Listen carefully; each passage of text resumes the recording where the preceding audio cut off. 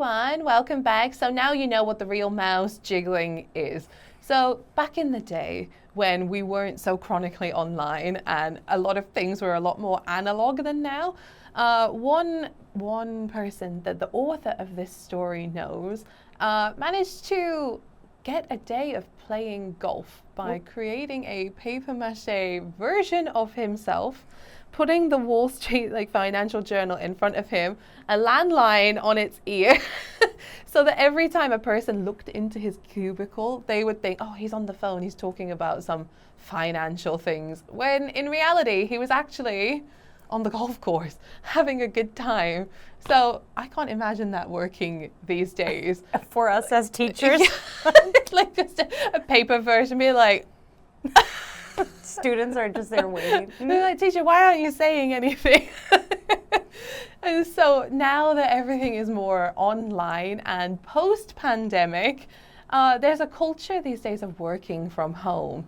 And so you don't have your supervisor or your manager looking over your shoulder at home. So people have got a little bit more sneaky about getting more rest time and break time during their day, and they're not working their full amount of hours.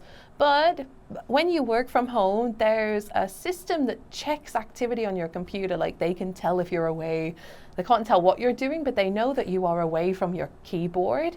And so people have downloaded programs onto their computer, which makes the mouse just move a little bit every so often, so that the Google monitoring system can think that you are working on your computer. But really, you are watching Netflix, having a shower, having a nap, and your employer doesn't know. So this culture is called mouse jiggling. And a couple of employees have been caught doing this, particularly from Wells Fargo. So several of their employees have recently lost their jobs because the company realized that they weren't doing anything. They weren't meeting their quotas. They weren't submitting their paperwork in time. And they realized, why are we still employing you?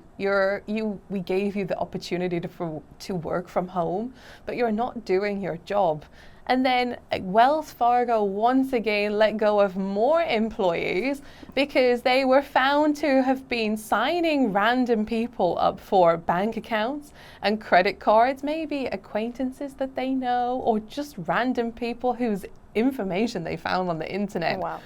And then just to meet their quota, like signing people up for new accounts. So Wells Fargo have gotten themselves into a lot of trouble these days because their employees, given that they are working from home or maybe still working in the office, they are not doing what they are supposed to be doing. And many people are wondering, is this a work culture situation? Yeah, and Wells Fargo specifically, because it keeps happening. Yeah, right. They keep ending up in the news for very similar kind of shady practices, but also just company culture in general. Are people taking advantage of working from home, or are companies putting way too much pressure on them to feel that they need to download these programs on their computer to make it seem like they are constantly working? So what do you think would happen if someone tried to pull a prank like this in our current companies? Like I said, I can't imagine just putting a papier-mâché Pauline there in front of the class. I feel immediately the kids would destroy it. They would just start poking at it, kick its head off. Just staring at it, pulling with the hair, throwing it around their heads. I can't, it would last 90 seconds. It would not work, yeah. I mean, I do know of some employers in some companies that I had worked at where what they would do is they would just close their doors. So they made it a rule if the door is closed, I am busy, you cannot come in.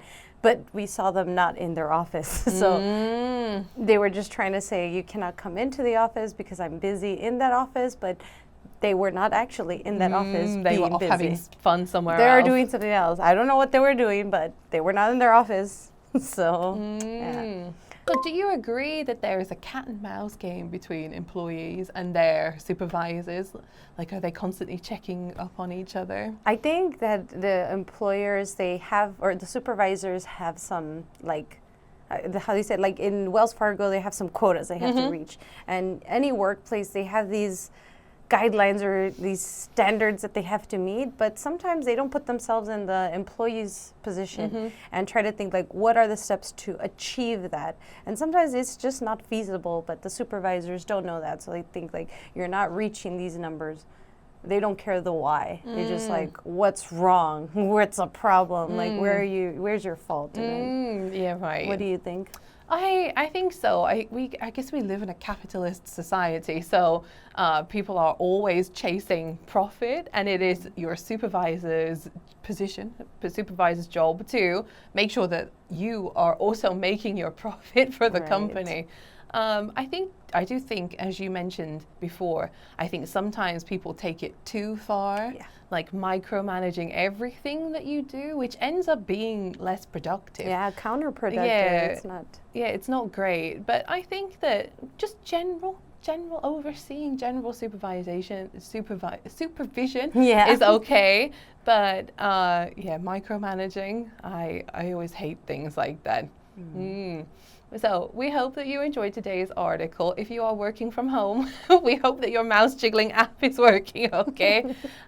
Make sure that you try to incorporate some of the vocabulary from this article into your everyday life. And we will see you in the next one. Bye.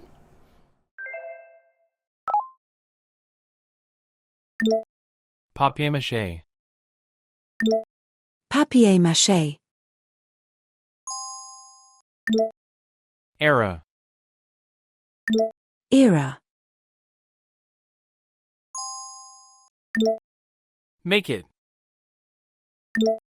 Make it. Idle. Idle. Counteract. Counteract.